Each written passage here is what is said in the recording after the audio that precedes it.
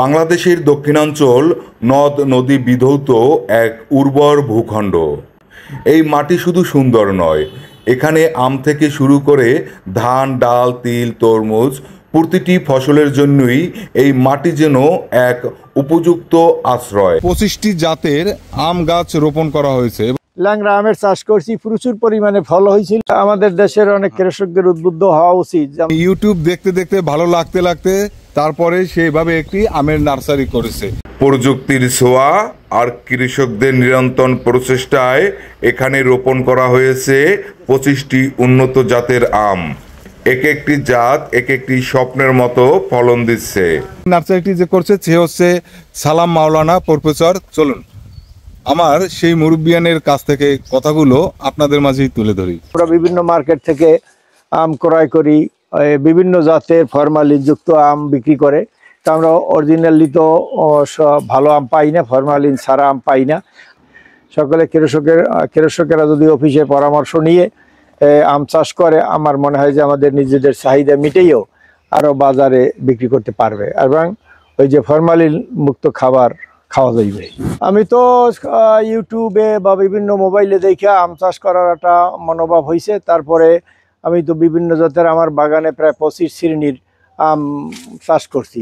Miyazaki, Gourmati, Katimon, তারপরে এই mango banana, তারপরে আপনার ওই যে হারিবাঙ্গা, ওই যে এই ধরনের বিভিন্ন জাতের প্রায় 25 শ্রেণীর আম এখানে। তো বিভিন্ন মার্কেটে গেলে আমরা যখন ওই যে বিভিন্ন ধরনের আম আসে তখন ওই আম চাষ করার জন্য আমার একটা আগ্রহ জাগে।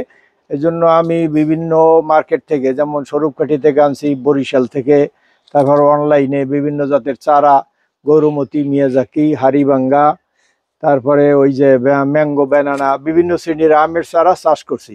কিন্তু আমার এইখানে একটু ওই পরিবেশ অনুকূলে ওই যে শুকনার সিজনে শুকিয়ে যায় বিদে আমের ফলনটা উল্লেখযোগ্য পরিমাণে হয় নাই। মোটামুটি এবার ভালোই হয়েছিল। আমার ওই মোবাইলে দেখে দেখে, ইউটিউব দেখে দেখে আমের ওই গোড়ায় সময় মতো সার দিছি, পানি দিছি, সেচের ব্যবস্থা করছি, তারপরে ঔষধ দিয়েছি, ওই যে কয়েকবারে স্প্রে করছি, মাঝে মাঝে পানি ছিটাইছি। এই মোটামুটি ভালোই ফলন হয়েছে আর কি। এবছরে যা হয়েছিল, কিন্তু প্রচন্ড রৌদ্রের কারণে বৃষ্টি না হয় অনেক আম ধরে গেছে আর কি। আমার আসলে একটা শখ আছে যে যাতে করে ভালোভাবে চাষ করতে পারি। এজন্য আমি সামনের দিকে ভালো পদ্ধতি নেব এবং কৃষি অফিসে পরামর্শ নিয়ে যাতে করে আরো ভালো ফলন ফলাইতে পারি, এই ব্যবস্থাটা করতে চাই ইনশাল্লাহ। বিভিন্ন গাছে আম হয়েছে, এগুলি আপনি দেখেন এবং রিপোর্ট করেন। আমাদের দেশের কৃষকেরা যাতে উদ্বুদ্ধ হয় আম চাষের জন্য। এই যে আমার গাছেও অনেক বড় বড় আম হয়েছে, হারিবাঙ্গা আছে, গৌরমতি আছে, তারপরে মিয়াজাকি আছে, ল্যাংড়া আছে, আম্রফলি আছে, বিভিন্ন জাতের আম আছে। আমার প্রায় 25 শ্রেণীর আম গাছ আছে। যে আমরা ল্যাংড়া আমের চাষ করছি, প্রচুর পরিমাণে ফল হয়েছিল। তা প্রচণ্ড রৌদ্রের কারণে অনেক আম ধরে গেছে, এখনও অনেক আম আছে। আমার ছোট ছোট গাছ, এই যে এবছর আবার এইটা প্রথম ফলন। বিগত বছর ফুল আসছিল, ফল রাখে নাই। এবছরে এই গাছটা প্রথম ফলন দিয়েছে এটাই। এই আসলে আমার এই যে অনেক শখ আম চাষ করার। এইটা হইল গৌরমতি। এইটা গৌরমতি আম। এই কিছু ঝরে গেছে এবং এখনো ভালো আম আছে এখনো।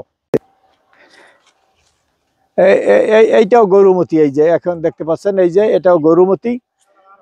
মিয়াজাকি গাছ এখানে একটা ছিল, মিয়াজাকি গাছটা মরে গেছে।